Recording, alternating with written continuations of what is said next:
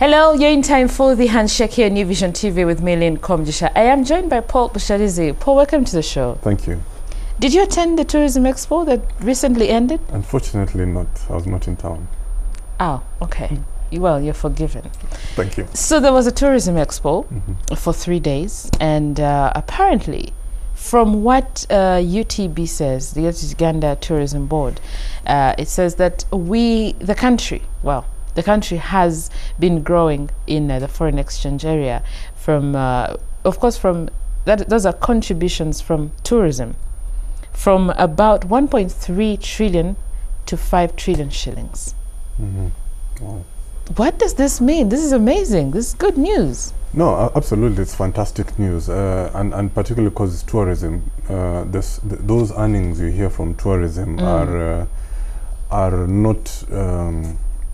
not located in, I don't know how to say, those earnings do not go to some big company. Yeah. The tourists, when they come, they spend as they go. They spend as they go. They spend on food, they spend on transport, they spend on accommodation. So they're spending across the economy. So that's why that money is particularly interesting. It is actually going directly into the people, not some, for example, big coffee company that gets the money and that kind of. Well, I thought it's part of, it comes in and funds the budget at some point. Well, what would happen, I imagine, what would happen is that, for example, if they stayed in a hotel and the hotel pays taxes, so that goes that way. The money they're describing is for goods, and a lot of it is goods and services paid for by tourists. By tourists. Or by the industry in trying to support this tourism. Yeah. Wow. So what do you think about the expo? Well, I think the expo is a good idea. It's just a way to highlight what's been happening. You know, some of us, we live in this country.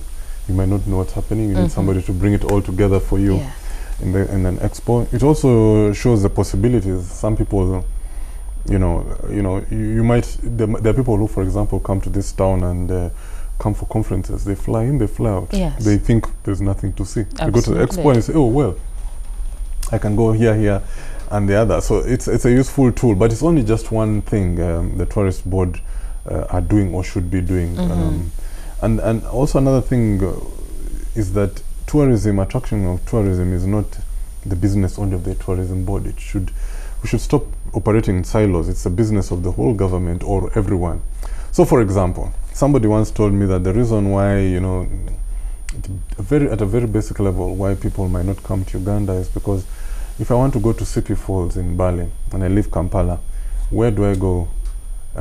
Where are there any restrooms, public restrooms along the way?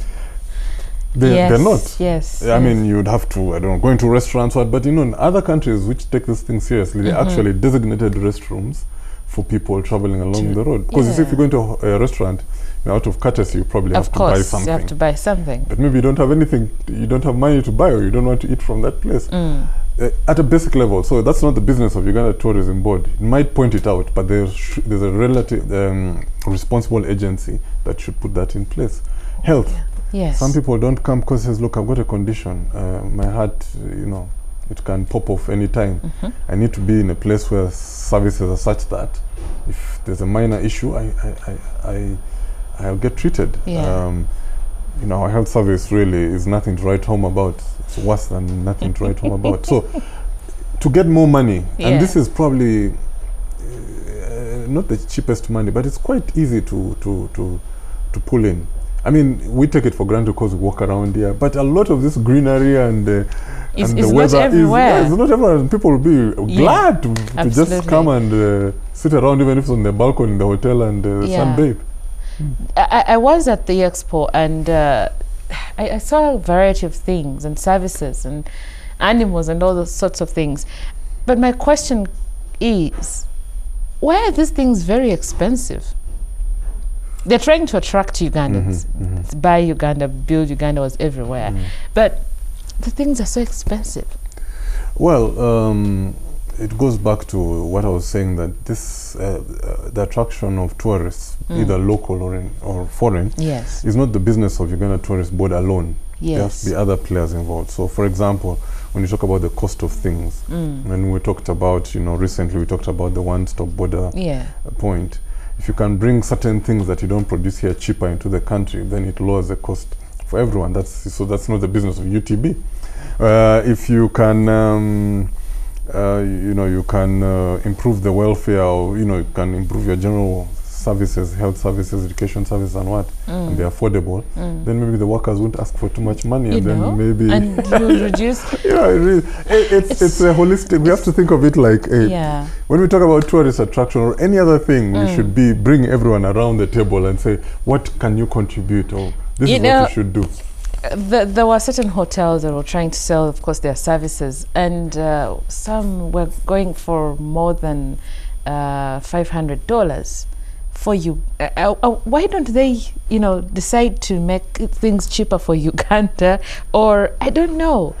Well, I mean, that has been a constant debate, and I think it makes sense. Yes, I think Ugandans should get some preferential. Absolutely. If they want to, you know. Yeah, because, and especially, that is a very important thing, because the best kind of reference is not any advert or I don't know, video or documentary. It is people telling you that this thing works. Exactly. I mean, if I want to go to Sweden and I've got a friend in Sweden, ask him, so where do you want me to go? Where can I go in Sweden? I'm not going, well, I might go and look at the brochures and say, but of course, what would this hotel say about itself? That is brilliant, what? I don't know. But my friend would tell me who I trust. So the more Ugandans that can go around, and now we're so connected, we are on Facebook, we're on, you know, Twitter and all sorts of social media. Yes. The connectivity is such that we are actually the best promoters of tourism if we are allowed to. You know, if somebody asks, you know, if we are, I don't know. I personally, I speak for myself. I've never been to Kidepo. So if somebody says, where is it found? Exactly. So if somebody asks me, you know, we know people all over the place. Somebody asks, I'm coming to Uganda. I've heard of Kidepo. CNN says it's the place to be. What do you think? I'll say, well, well, maybe there's and a website. I'm sure I'm not the exception. I'm sure. You're not alone, Paul. Absolutely. Absolutely, yes. Yeah. So we do more of Pearl of Africa series on when you visit the website www.newvision.co, you will see that we are looking at Pearl of Africa as well. So it is a segment there, of course, part of New Vision TV. Visit the website and check it out. Thank you so much, Paul. You're welcome.